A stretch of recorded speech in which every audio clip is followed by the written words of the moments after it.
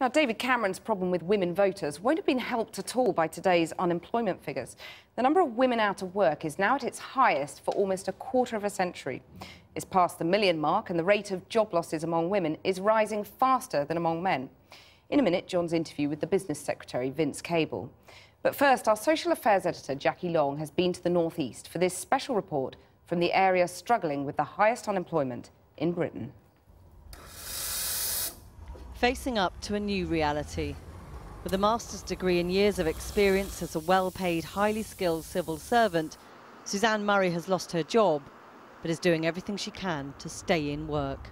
Well, it's been a big change. I had to move out of the flat that I owned and rent it and move back in with my parents. Suzanne was one of 400 people made redundant when the government closed the Regional Development Agency here.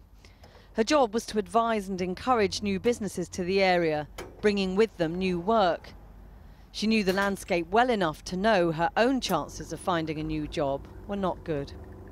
Everyone is applying for the same job, so you've got maybe 10 or 12 really highly qualified people going for every job, and if there's only one or two jobs going, then you've still got a massive number that aren't getting anything. So Suzanne has done exactly what the government wants out-of-work women to do. Unleash their potential, start their own business. But plans for a cafe were quickly downsized to this van. She only managed to get a small start-up grant and struggled for months to get a loan from the bank. She says she's tired of government rhetoric on unemployment, which focuses more on those who don't want to work and not enough on those who do. There'd be far more people who are genuinely out there trying hard to get back into work and really want to have that work, and they don't want to be sitting at home, they don't want to be relying on the state. There's no sort of self-esteem in doing that. They want to be out there working. And when you see David Cameron and Nick Clegg, I mean, what are your thoughts with the message that they, to your mind, keep sending out? Well, to be honest, I just keep thinking, you don't know what you're talking about, shut up. Come and see what it's actually like. And it's in the old coal mining towns of the North East that the picture is particularly bleak. Here, regeneration became an industry in itself, trading on the past, a way of creating a new future. The old Woodhorn Colliery near Ashington is now a museum, home to the world-famous Ashington Group collection. Paintings done by the pitmen themselves, proof they could do something outside of the mines. But it was the women who stepped into many of the new jobs brought to the area when mining ended here. Textiles and light engineering, the service industry and so-called soft-skilled work. The pit wheels which once dominated this landscape are now nothing more than historical monuments. But when the pits closed, the public sector moved in. It now accounts for a massive 50% of the jobs here, many of them taken by women, which is why this time round, so many women are feeling the pain. And do you want to do this smiley face? Yep. Michelle Pattinson is keen to make sure her son has all the skills he needs to get on in life. Good lad, well done. She used to work with unemployed adults who could barely read or write. Her job to help them into work. The public sector funding for the project ended, and now she's out of work herself. I do know of people who don't work and have always chosen not to, and whilst that might be for them, it's not for me, and I don't want my children growing up thinking that that's the way that you behave. I suppose I find it really demeaning and very degrading going at the benefits office. I feel kind of worthless and I feel like I've got nothing to offer, so quite often I come out of there feeling really bad, virtually in tears, because I feel like I'm not treated as another kind of equal human being.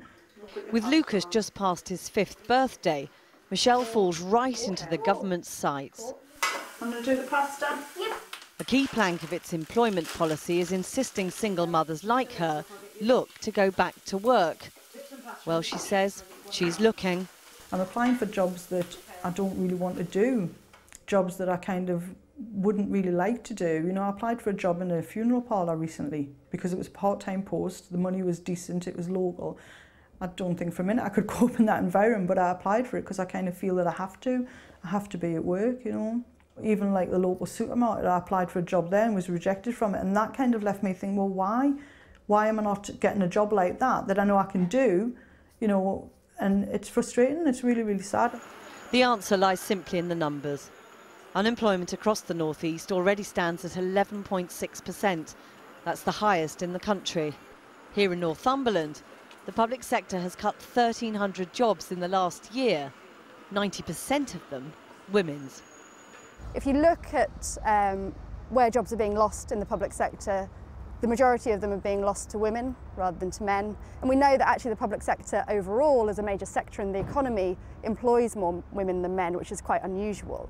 So we're seeing female unemployment as a result of that. And that's actually something that we can expect to get worse over time. We haven't yet seen the peak of public sector job cuts.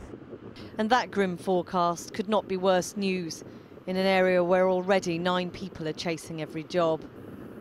Sue Mackay has withstood the worst of economic downturns before.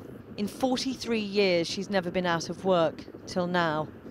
The flood of people coming onto the job market every week makes her fearful that her last job as an administrator will be just that, her last job. 6 months ago, I thought I might be unemployed for a couple of months, but I'm just not getting anywhere. Every job you go for, there are so many applicants. They're spoilt for choice, almost, the employers. Sue has applied for 96 jobs in the last 6 months, all the while claiming job seekers allowance. After 6 months, JSA is means tested, and her savings of just over £16,000 take her above the threshold for help. She's now not eligible for any benefits and must live on the money she saved for her retirement, 3 years away. I don't think the government, the system, is helping me at all. They're just not interested in me. I think they've cast me aside now. Go away and live on your savings and don't bother us anymore. So I've become an invisible woman, really. At 59, she's determined to keep trying, but she's fighting the feeling that it all may just be a waste of time. I feel I'm trying to stay positive and I'm still applying for jobs, but the older I get and the further away I move from the job scene, I'm beginning to wonder whether I have another 3 years to go before I can retire, and I'm beginning to wonder whether I'll work again. I hope I do. With more women joining the ranks of the long-term unemployed, and with cuts to services affecting their families, many feel battered on all fronts. The government knows and fears growing disillusionment among women voters. It's announced a Women's Business Council, but it knows it will take very much more than that. Jackie Long with that special report.